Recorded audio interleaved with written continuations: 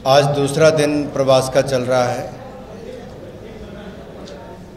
और दक्षिण मध्य लोकसभा क्षेत्र जो मुंबई में है, इसमें पिछले कल शाम को अधिकारियों के साथ बैठक भी हुई और जो कल पिछले दिन लाभार्थियों से या समाज के अन्य लोगों से मिलना हुआ, उसको लेकर हमने अधिकारियों के सामने बात भी रखी।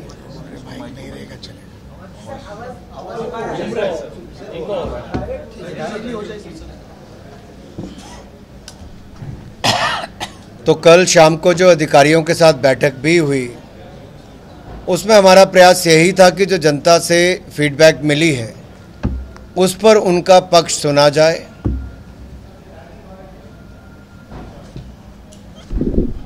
मुझे कहते हुए थोड़ी चिंता इस बात की हो रही है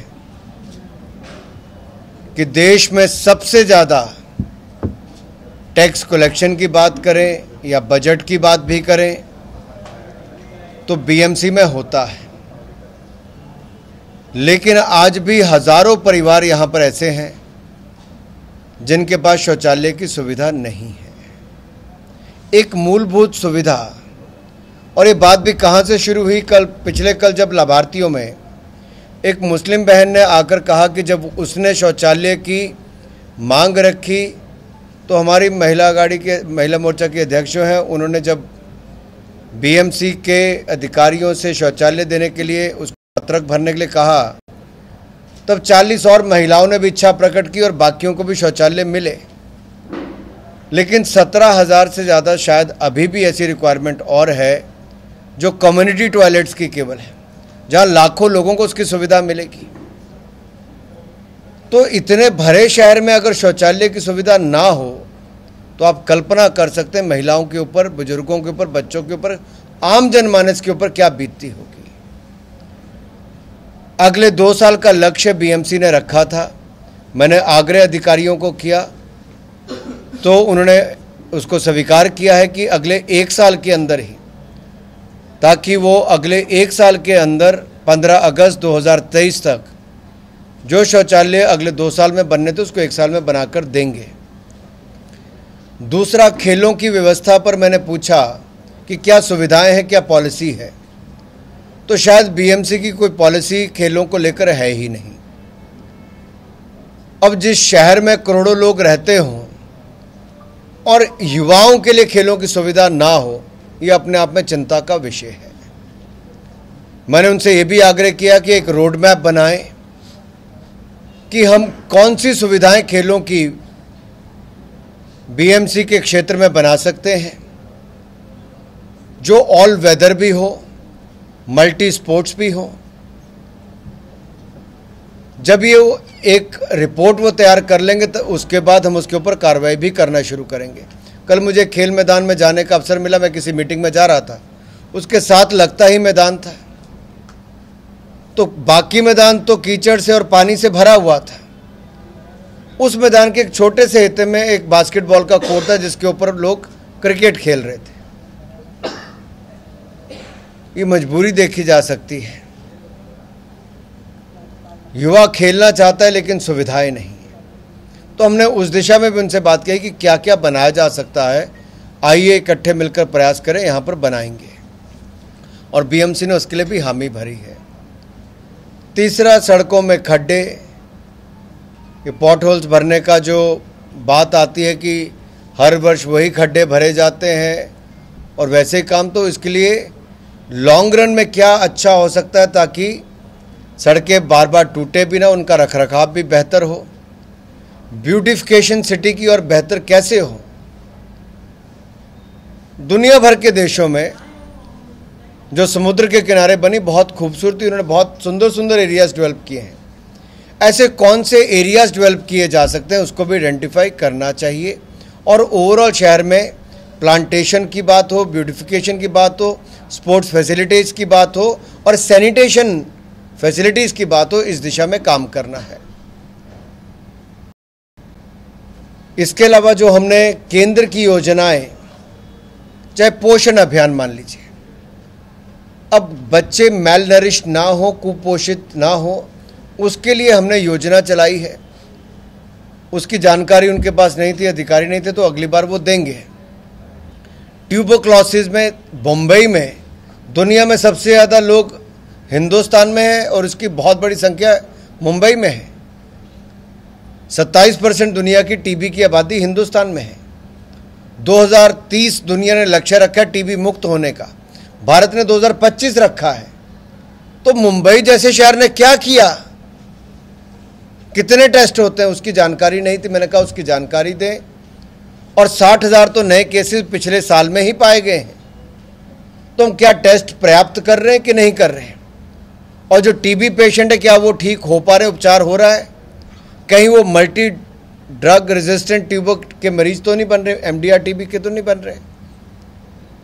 तो उसमें भी उनको आंकड़ा देने के लिए कहा है, क्योंकि अगर सफाई नहीं होगी, स्वच्छता अभियान नहीं चलेगा और शौचालय भी और वैसी परिस्थितियां होंगी तो एक टीबी मरीज से कई और को टीबी होने का भी खतरा रहता है। वो नहा हो, उनको दवाई समय पर मिले, उनका जानकारी पूरी रखी जाए, उस दिशा में भी हम काम करें और ज़्यादा से ज़्यादा टेस्ट को बढ़ाने का प्रयास करें।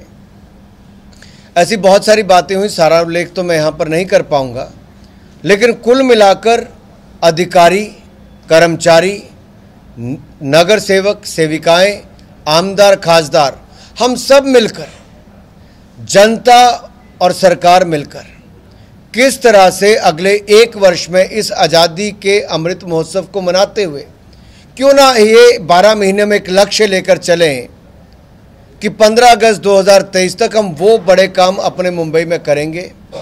हर अधिकारी अपना ज़्यादा योगदान देने का प्रयास करेगा ताकि जो कमियां पहले रही उसको हम सुधार सकें और एक टीम के रूप में हम सब काम करें। कोई टीका टिप्पणी करके नहीं, टीम के रूप में काम करें। अधिकारी, कर्मचारी, व्यापारी, समाज सेवक और नेता से लेकर नगर सेविकाएं, सारे सब लोग करें। मीडिया भी जागरूक करे, अच्छा काम हो उसको दिखाने का काम करें, तो लगेगा कि हमने देश के लिए कुछ करने का काम किया है। और बहुत पॉजिटिव अधिकारियों ने उस पर अपना फीडबैक बाद में दिया कि वो सब लोग एक टीम का हिस्सा बनकर काम करने के लिए तैयार हैं। और यही हमें आशा है कि यहाँ पर अधिकारी की जवाबदेही भी तय हो, जो बजट केंद्र से आए उसका खर्चा भी हो, और जो बीएमसी का बजट है उसको खाने खिलाने के लिए नहीं बल्कि खर्च करके लोगों को सुविधाएं देने के काम आए, पारदर्शिता आए और जवाबदेही भी सिस्टम की तय हो जाए। थोड़ी देर पहले आपने कुछ लोगों के साथ इंटरेक्शन किया, उस वक्त शिवाजी पार्क का मुद्दा उपस्थित किया गया था। शिवाजी पार्क को एक राजनीतिक महत्व जरूर है, लेकिन साथ ही उसका खेलों के लिए भी महत्व है, पर वहाँ खेलों की सुविधाएं ठीक से नहीं है ऐसा बताया गया, जिस पर आपने भी कुछ कहा, तो हम दोबारा सुनना चाहेंगे। जहाँ शिवाजी महाराज का नाम आता है, हमें तो प्रसन्नता इस बात की है कि वीर योद्धा छत्रपति हमारे यहाँ पर हुए।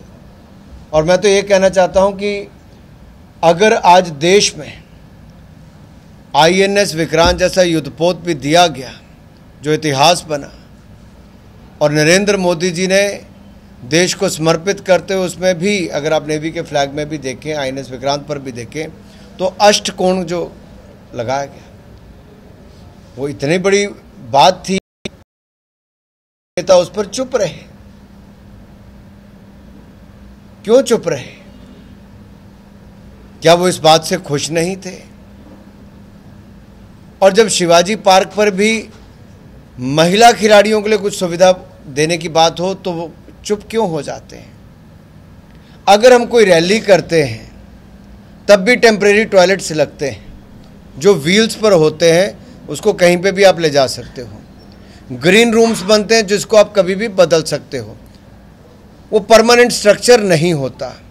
तो क्या बेटियों के लिए या बच्चों के लिए, बेटा हो बेटी हो, क्या ऐसे ड्रेसिंग रूम, ऐसे टॉयलेट्स की सुविधा वहाँ पे नहीं बन सकती?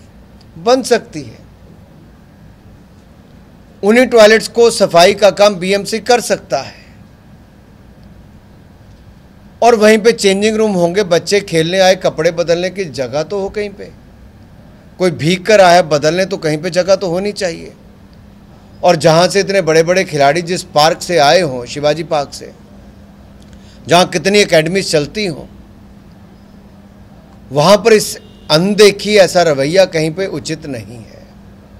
और मेरा अनुरोध रहेगा कि इसको जल्द से जल्द किया जाए ताकि खिलाड़ियों को, हमारे युवाओं को, हमारे बच्चों को सुविधाएं मिल सके।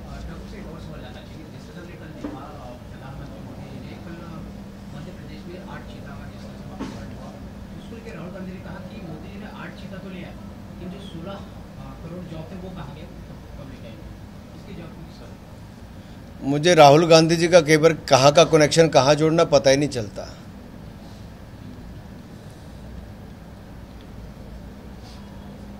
और देश में लगातार रोजगार के अवसर उत्पन्न हो रहे हैं, चाहे वो नई इंडस्ट्री के माध्यम से हो, मेक इन इंडिया के माध्यम से हो, प्रोडक्शन लिंक इंसेंटिव स्कीम्स के माध्यम से हो, आत्मनिर्भर भारत, ये जो कल्पना पूरी की गई, इसके माध्यम से आप देखिए मोबाइल जो आपके हाथ में है, ये कभी दूसरे देशों का बना हुआ होता था। दुनिया का सेकंड लार्जेस्ट इंपोर्टर भारत था, आज दुनिया का second largest manufacturer mobile phones का भारत बना है। ये कभी राहुल जी की पार्टी ने और इनकी सरकार ने किया होता तो भारत को इंपोर्ट ना करना पड़ता। और इसी तरह से जो सबसे ज़्यादा हथियार इंपोर्ट करने वाला देश भारत था, 300 से ज़्यादा प्रोडक्ट्स को हमने बैन किया है जो भारत में इंपोर्ट नहीं होंगे। भारत में हथियारों की मैन्युफैक्चरिंग होगी, चाहे लड़ाकू विमान से लेके बुलेट प्रूफ जैकेट से लेके AK-47 से लेके मिसाइल और टैंक तक भारत में बन रहे हैं। और हम अब एक्सपोर्ट करने की दिशा में आगे बढ़े। अगर यही पिछले 60 साल में जब राज कांग्रेस ने किया होता तो आत्मनिर्भर भारत कब का हो गया होता। लेकिन ये भी हमें करना पड़ रहा है। जिन्होंने एक के बाद दूसरे घोटाले, जीप घोटाले से लेके बोफोर्स घोटाले तक और ऑगस्टा वेस्टलैंड का घोटाला किया हो, आप उनसे कभी अपेक्षा ही नहीं कर सकते थे कि वो देश में बनाएंगे भी, क्योंकि रक्षा सौदों में दलाली करने का काम इनकी सरकारें करती थी। देश में बनाने का काम हम कर रहे हैं और इसी से रोजगार उत्पन्न होता है। मुद्रा योजना, मैं एक छोटी सी बात करता हूं, ऐसे 18 लाख करोड़ रुपया 36 करोड़ से ज़्यादा लोगों को मिला है, और वो भी SC/ST के परिवारों से, जो समाज के बिल्कुल नीचे गरीब श्रेणी में आते थे, उन परिवारों को मिला है। अपने पांव पर खड़ा होने के लिए कम ब्याज दर पर मिला है। एक के बाद दूसरी योजना, स्वनिधि योजना, मैं कल इसके बारे में पूछा BMC के ऑफिशियल से कि देश के करोड़ों रेडी फड़ी ठेला लगाने वाले मेरे भाई और बहनों के लिए मोदी सरकार ने बगैर किसी गारंटी के हजारों करोड़ रुपए की योजना लेकर आए कि 10-10 हज़ार रुपया एक रेडी फड़ी ठेले वाले को मिल सके, चाहे वो चाय बेचता हो, सब्जी बेचता हो या कुछ और काम करता हो। बगैर गारंटी के था, डिजिटल पेमेंट से वापस करना था समय पे वापस, तो ब्याज भी माफ था। और आज उन लोगों को 10,000 से बढ़कर 50,000 रुपया तक मिलता है। लेकिन BMC के अधिकारियों से जब मैंने पूछा कि आपने कितनों को दिया, तो संख्या बताते हुए भी शर्म आती है। जो गरीब का हक था वहां तक वो भी नहीं पहुंचाया गया। ये क्यों अनदेखी की गई पिछली सरकार के समय, और BMC के यहां पर अधिकारी कर्मचारी और जो BMC के जो चलाने वाले नेता बैठे, मैं उनसे पूछना चाहता हूं क्यों रोका गया। ये तो गरीब का हक था, मोदी सरकार ने दिया लेकिन गरीब के लिए दिया था, रोका क्यों है। अब उनसे अनुरोध किया कि अगले 2 महीनों में ज़्यादा से ज़्यादा ऐसे रेड़े फड़ी वालों को, ठेले वालों को, गरीब जो दुकान चलाते हैं उनको ये मौका मिल सके। मुझे आशा है कि उस दिशा में वो काम करेंगे और हमारे भाई बहनों को लाभ मिलेगा। सर, एक और सवाल जानना चाहिए, जिस तरह देख रहे हैं 11वां दिन है भारत जोड़ो यात्रा कांग्रेस की, लगातार राहुल गांधी से जुड़े हुए, क्या आप इसको देख रहे हैं कि क्या कांग्रेस से सफलता मिलेगी जिस तरह से लगातार 11 दिन से राहुल गांधी चले जा रहे हैं? आपके सामने ही है यात्रा का हाल है कि बेहाल है।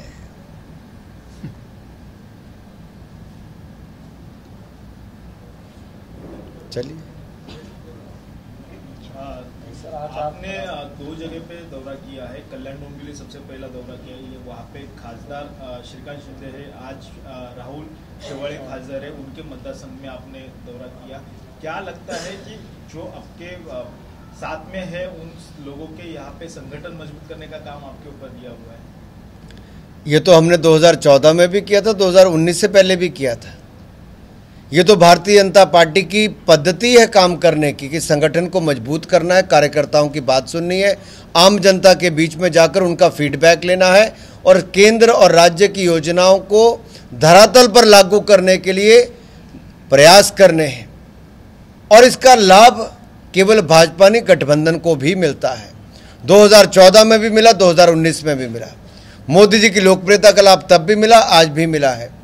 डॉक्टर श्रीकांत शिंदे हो, राहुल शिवाले जी हो, दोनों ही मेरे प्रिय मित्र हैं, संसद में मेरे सहयोगी हैं, और इसमें किसी को किंतु परंतु करने की जरूरत नहीं होती। और उन्होंने तो मेरा स्वागत किया है कि मैं आया हूं। चिंता तो मीडिया के मित्रों को लगती है। मिशन 45 जो आप लेके चल रहे हो, तो उसमें ये शिंदे गुट भी जुड़ा रहेगा या फिर ये भाजपा का खुद का मिशन 45 रहेगा? जब हमने 2014-2019 में चुनाव लड़ा तो तब भी गठबंधन ने लड़ा, तब भी गठबंधन के सहयोगी दल के उम्मीदवारों को हमने जिताया। आज भी सरकार देवेंद्र फडणवीस जी की, एकनाथ शिंदे जी की गठबंधन में पूरे दोनों पार्टियों की चल रही है। जब वो दोनों मिलकर बहुत अच्छा काम कर रहे हैं तो आज तो ये सवाल ही खड़ा नहीं होता कि किसके उम्मीदवार होंगे। गठबंधन की सरकार है, गठबंधन के उम्मीदवार भी होंगे। So how do you assess the work that has been carried out over here in this particular constituency as well as in the Kalyan Dombivli Lok Sabha constituency of the current MPs who are over here? देखिए, ना मैं किसी एक सांसद या दूसरे सांसद, यानी कि एक खासदार और दूसरे खासदार का कोई कंपटीशन या कोई कंपैरिजन करने आया। मेरा काम है, जो मोदी सरकार की योजनाएं आई हैं, जो गरीब के कल्याण के लिए है, वो धरातल पर उतरे, उसके गरीबों का कल्याण हो, उसमें कोई कमी ना हो, उसको लागू करवाने की जिम्मेदारी हमारी है। चाहे वो हमारे यहाँ के खासदार करें, आमदार करें, नगर सेवक सेविकाएं करें, अधिकारी कर्मचारी करें। अगर वहाँ पर कहीं पर कोई गैप है तो उस गैप को पूरा करते हुए उसको और ताकत के साथ हम धरातल पर लागू करें, ना कि ये कटाक्ष करना कि कहाँ पर कम कहाँ पर ज़्यादा हुआ। 100% हो, 100% इम्प्लीमेंटेशन हो, इस तरह से काम करना चाहिए। अगर आज हम एक बटन दबाकर किसान के खाते में पैसा देश के कोने कोने में डाल देते हैं, देश में करोड़ों शौचालय बना देते हैं, तो मुंबई में क्यों ना बने। मुंबई में आज भी लाखों गरीबों को पक्के मकान बनाकर देने का काम पेंडिंग है। क्यों? क्या लगता है कि सत्ताधारी के साथ आपके जो विधायक और नगर सेवक है वो भी असफल रहे इस योजना को पहुंचाने में? बात यह है कि जो जितनी इम्प्लीमेंटेशन हुई है, यहां पर सुधार कैसे हो। मान लीजिए रेलवे ट्रैक के किनारे झोंपड़पट्टी बनी, अब वहां पर भी तो इसी देश के लोग रहते हैं। उनके जीवन में सुधार कैसे आए, उनको पक्का मकान कहां बनाकर दिया जा सकता है, कहीं रुकावट है तो उसका हल कैसे निकले। इसलिए मैंने कहा कि एक टीम बनकर, अधिकारी कर्मचारी नेता टीम बन के उसका हल निकालें, ताकि गरीब के कल्याण के काम हो सके। प्राथमिकता वो है, प्राथमिकता एक सांसद, एक विधायक या एक कॉरपोरेटर नहीं है। प्राथमिकता गरीब के कल्याण का है और वही केंद्र बिंदु है। जिस तरीके से आप अभी कह रहे हैं कि मुंबई महानगर पालिका की योजना लोगों तक गई नहीं है, लेकिन पिछले कुछ सालों तक बीजेपी और शिवसेना का गठबंधन में महापालिका चलती थी। 25 साल साथ में थे, उसके बाद में गठबंधन टूटा, अलग से चुनाए। लेकिन ऐसा लगता है कि 25 साल में ये सुविधा नहीं मिलने का दोनों का भी ये दुर्भाग्य है लोगों का। सत्ता एक हो दूसरी हो, गरीब के कल्याण के लिए योजनाएं जमीन पे पहुंचनी चाहिए, जमीन पे योजनाओं को लागू करना चाहिए। मैंने पहले भी कहा, हमारे केंद्र बिंदु गरीब है और गरीब का कल्याण है। योजनाओं को लाभार्थी तक पहुंचाना है और उसके लिए सिस्टम में चाहे अधिकारी हो, नेता हो, उनको जो भी प्रयास करने चाहिए वो पूरे प्रयास करेंगे, ताकि गरीब के कल्याण में पूरा काम हो। जिस तरह से 2 दिन की आपकी मीटिंग थी, कल चैम्बूर में भी आपने कार्यकर्ताओं से ग्राउंड लेवल तक का जो कार्यकर्ता है उससे आपने मीटिंग की, बहुत नगर सेविका जो शाखा प्रमुख सब लोगों ने मीटिंग है, आपको फीडबैक क्या मिला? फीडबैक अच्छा मिला। हमारे कार्यकर्ताओं ने सुबह 9 बजे से लेकर रात के 12 बजे तक जिस तरह से हर मीटिंग में लोग थे, काम हो रहा था, वो अपने आप में बहुत अच्छा था। मुझे थोड़ा सा चैत्य भूमि पर जाकर भी मुझे डॉक्टर बाबा साहब अम्बेडकर जी के हमने स्टैच्यू बनाना है 450 फीट का, उसमें फाउंडेशन बनकर तैयार हुआ है और अब उसके नीचे जो बाकी फैसिलिटीज़ बनने उस दिशा में काम हो रहा है, क्योंकि पंच तीर्थ बनाने का काम भी नरेंद्र मोदी जी की सरकार ने किया और इसमें देवेंद्र फडणवीस जी का बहुत बड़ा योगदान है। चाहे इंदू मिल की ज़मीन की बात हो या लंदन में जो उनका घर था उसको लेकर वहाँ पर म्यूज़ियम बनाने की बात हो, या नागपुर से लेकर महू तक से लेकर दिल्ली तक, उनकी जन्मस्थली से लेकर उनकी दीक्षा भूमि तक, चैत्य भूमि से लेकर शिक्षा भूमि तक, परिनिर्वाण भूमि तक, ये सारे पांचों के पांचों स्थल किसने बनाए? नरेंद्र मोदी जी की सरकार बना रही और उनके योगदान को पहचानती है। हम कांग्रेस की तरह नहीं कि अंबेडकर जी को जिन्होंने हाशिए पर लाने का प्रयास किया, हमने अंबेडकर जी का सम्मान पंच तीर्थ बनाकर भी किया। 14 अप्रैल पर घोषणा छुट्टी की पूरे देश भर में, और इसके अलावा 26 नवंबर को संविधान दिवस के रूप में देश भर में मनाया। संयुक्त राष्ट्र में भी उनकी जयंती पर वहाँ पर कार्यक्रम होता है जो आज से पहले नहीं हुआ। भारत रत्न भी डॉक्टर भीमराव अंबेडकर को मिला तो भाजपा समर्थित वीपी सिंह जी की सरकार के समय मिला, और कांग्रेस के काल में तो उनका तेल चित्र भी अगर पार्लियामेंट में लगना था उस पर भी हल्ला गुल्ला होता था। ये अंतर है। एक लास्ट सवाल है, 2 वीक से तेल का जो है वो रॉ मटेरियल का दाम कम होते जा रहे हैं, $95 तक कम हुआ है, तो पेट्रोल और डीजल के दाम कम होने के लिए ऐसी मांग की जा रही है। क्या लगता है इससे पेट्रोल डीजल के भाव कम? देखिए, मार्केट लिंक इसको कर दिया गया था बहुत पहले यूपीए की सरकार के समय तेल कंपनियों को, और अंतर्राष्ट्रीय बाजार के दामों के साथ इसका सीधा जुड़ाव भी होता है। लेकिन आप कुल मिलाकर देखेंगे पिछले कई महीनों में केंद्र की सरकार ने, मोदी जी की सरकार ने सेंट्रल टैक्सेस में कमी की, जिससे जनता को लाभ मिला, तेल के दाम नीचे आए। फिर जहां भाजपा शासित राज्य थे वहां पर हमने टैक्सेस को कम किया, तब भी जनता को उसका लाभ मिला, और समय समय पर हमने तो ये कदम उठाए। लेकिन जहां विपक्ष की सरकारें, उनके राज्यों में टैक्सों में कटौती नहीं की गई और जनता का लाभ वहां के राज्य के लोगों को नहीं मिला है। ये चिंता का विषय है, वो कब कम करेंगे? बहुत बहुत धन्यवाद। एबीपी माझा, उघडा डोळे बघा नीट।